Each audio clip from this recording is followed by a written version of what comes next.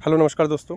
आज हम लोग नई शिक्षा नीति जो 2020 में आई हुई है उसके बारे में हम लोग देखेंगे। इससे जो है प्रश्न हमारे एनबीएस में, केबीएस में, ईएमआरएस में, यूजीसी नेट में, सीटेट में इससे प्रश्न बनते हैं।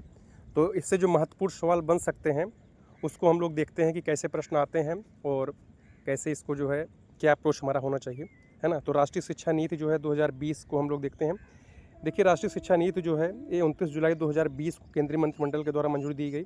तो इससे प्रश्न बनता है कि किसकी मंजूरी कब मिली, तो डेट दे दिया जाता है।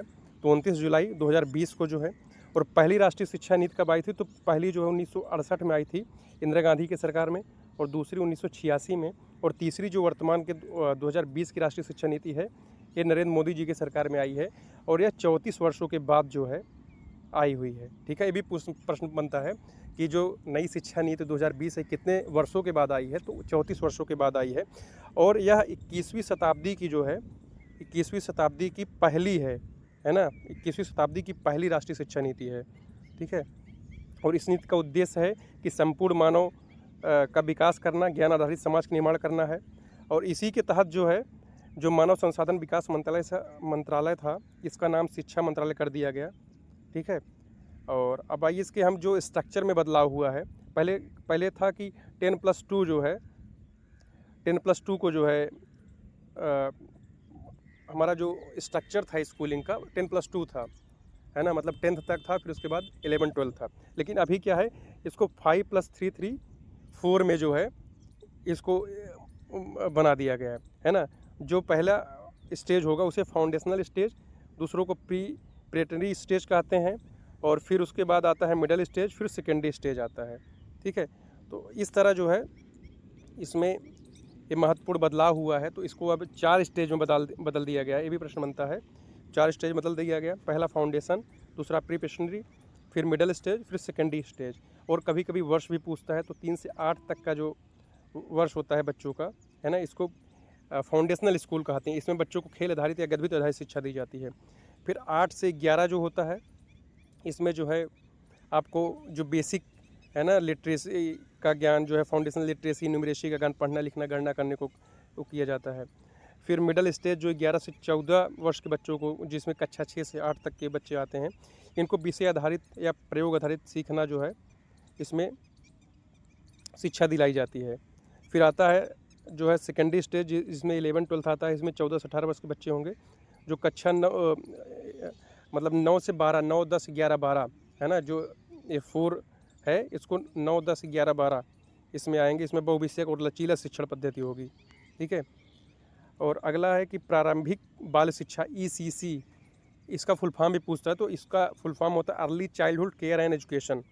ठीक है, इसका लक्ष्य है कि 8 वर्ष तक की आयु तक सभी बच्चों में मूलभूत साक्षरता और संख्यात्मक, है ना, विकास करना या फैलन, है ना, तो विकसित करना है। ठीक है, फाउंडेशनल लिटरेसी एंड न्यूमरेसी विकसित करना। ठीक है, और मातृभाषा और स्थानीय भाषा को इसमें बढ़ावा देने की बात किया गया है।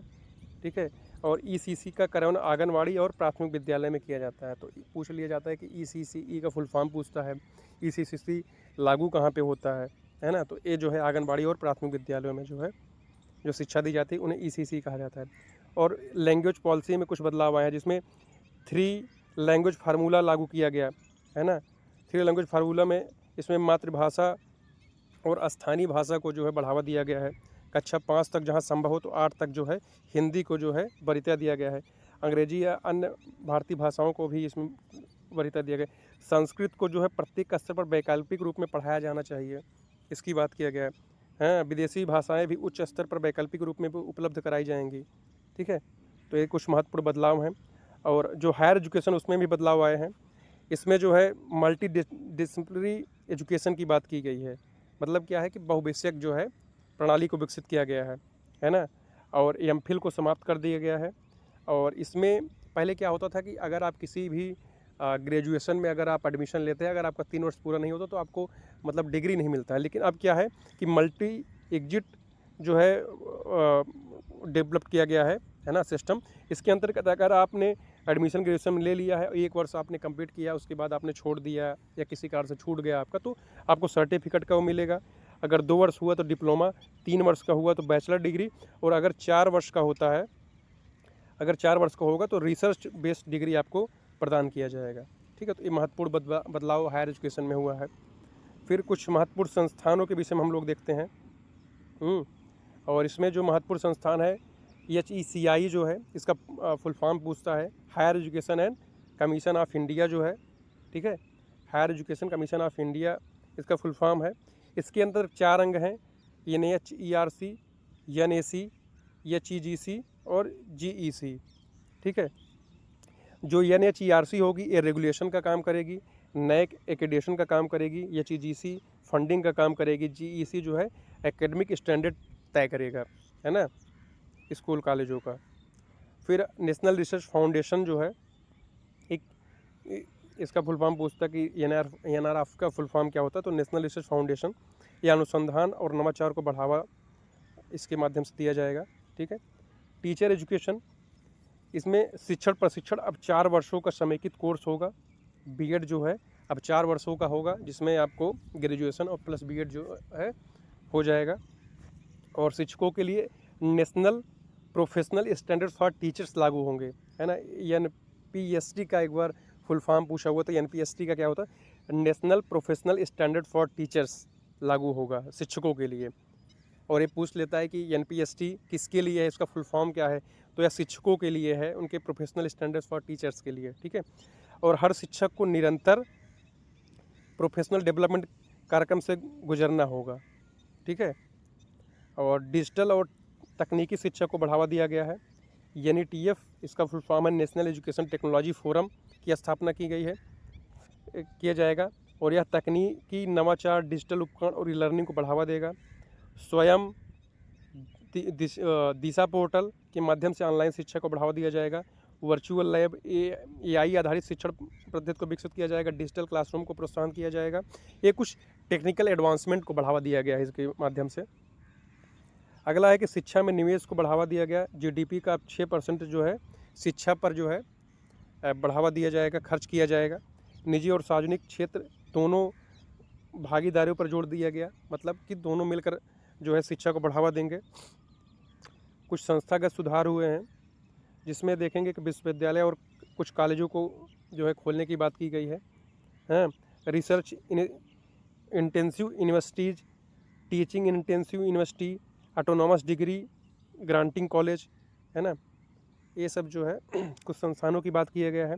एकेडमिक बैंक ऑफ क्रेडिट, इसमें जो है छात्रों को डिजिटल रूप में उनके सीखने के क्रेडिट जमा करने की सुविधा है। मतलब ये इसको ABC के इसका फुल फॉर्म भी पूछा गया है कि एकेडमिक बैंक ऑफ क्रेडिट इसका होता है। और उसके माध्यम से जो छात्र होंगे उनके जो एकेडमिक होंगे रिकॉर्ड इसमें रखे जाएंगे, है ना। चाहे जैसे अभी हम लोगों ने देखा ग्रेजुएशन में सर्टिफिकेट 1 साल का, फिर 2 वर्ष का डिप्लोमा और फिर 3 ईयर्स का डिग्री दिया जाएगा। तो इस प्रकार जो है वो इनका एकेडमिक बैंक ऑफ क्रेडिट बनेगा, जिसमें उनके एकेडमिक पूरा रिकॉर्ड रखा जाएगा। ठीक है, अगला है कि समानता और समावेशिता, इक्विटी और इंक्लूजन। देखिए इसमें 5 पिलर जो है जोड़े गए हैं। 5 पिलर हैं NEP के। 5 पिलर में है एक्सेस है, और अफोर्डेबिलिटी है, और अकाउंटेबिलिटी है, इक्विटी है और क्वालिटी है। मतलब 3 A है, E और Q। E मतलब इक्विटी, Q मतलब क्वालिटी, A मतलब एक्सेस, और दूसरा ये मतलब अफोर्डेबिलिटी, और तीसरा ये मतलब अकाउंटेबिलिटी। ये 5 पिलर इसके हैं NEP 2020 के। ठीक है, और इसमें जो है जो वंचित जो है समूह है उनको भी प्राथमिकता दी गई है ना। SEDGS socio economic disadvantage group को प्राथमिकता दिया गया है। बालिकाओं को प्राथमिकता दिया गया, दिव्यांगों को, ग्रामीण विद्यार्थियों पर विशेष ध्यान देने की बात की गई। छात्रवृत्ति, वित्तीय सहायता दिया जाएगा इनके जो है शिक्षा को बढ़ावा देने के लिए। और फिर जो है कुछ वैल्यू एडेड जो है मोरल एजुकेशन जो है, नैतिक आधारित शिक्षा को बढ़ावा देने की बात किया गया, जिसमें छात्रों में अपने देश के प्रति, राष्ट्र के प्रति एक भारत और श्रेष्ठ भारत की भावना विकसित हो, नैतिक मूल्यों का विकास हो, योग, कला, संस्कृति को बढ़ावा दिया गया है। तो ये जो है NEP 2020 के कुछ महत्वपूर्ण जो है थे। अब इसमें हम कुछ मुख्य विशेषताओं देख लेते हैं कि जिसे ऑब्जेक्टिव प्रश्न बनते हैं। जैसे कि नया स्ट्रक्चर क्या हुआ कि 5+3=4 हुआ है। भाषा जो है मातृभाषा, स्थानीय भाषा को बढ़ावा दिया गया है। ECC full form early childhood care and education, जिसमें 3 से 8 वर्ष तक के बाल शिक्षा को बढ़ा किया गया है, एमफिल समाप्त कर दिया गया है ना। और शिक्षण प्रशिक्षण के लिए अब 4 वर्ष का बीएड कोर्स शुरू किया जाएगा। बोर्ड परीक्षाएं ज्ञान आधारित और लचीली होंगी, और बोर्ड परीक्षाओं को अब जो है साल में 2 बार कराने की बात की गई है। और शिक्षा पर जो है जीडीपी का 6% खर्च करने की बात की गई है। डिजिटल शिक्षा के लिए स्वयं दिशा पोर्टल NETF जो है काम करेंगे। उच्च शिक्षा में HECI, NRF और ABC प्रणाली लागू किया गया है, और इसका उद्देश्य है कि समावेशी और कौशल आधारित संपूर्ण विकास करना है ना। तो ये जो है महत्वपूर्ण इसके लक्ष्य थे या इसकी विशेषताएं थी NEP 2020 से। तो इससे बहुत सारे सवाल बन सकते हैं जो आपके NBS, KBS, EMRS जो विभिन्न एग्ज़ाम है। तो अगर ये आपको अच्छा लगा हो तो आप लाइक, शेयर, सब्सक्राइब करें, और अगर कुछ सुधार की गुंजाइश हो तो उसमें भी आप कमेंट कर सकते हैं, जो भी आपको लगे, और कुछ इंक्लूड कर सकते हैं। इसके बाद आने वाले जो वीडियो होंगे उसमें हम कुछ ऑब्जेक्टिव जो प्रीवियस ईयर पूछे गए हैं इससे, और कुछ प्रैक्टिस सेट लाएंगे, और भी इसमें अगर कुछ नोट्स में कुछ शामिल हो सकता है तो फिर और वीडियो लाएंगे। बहुत बहुत धन्यवाद आप सभी का।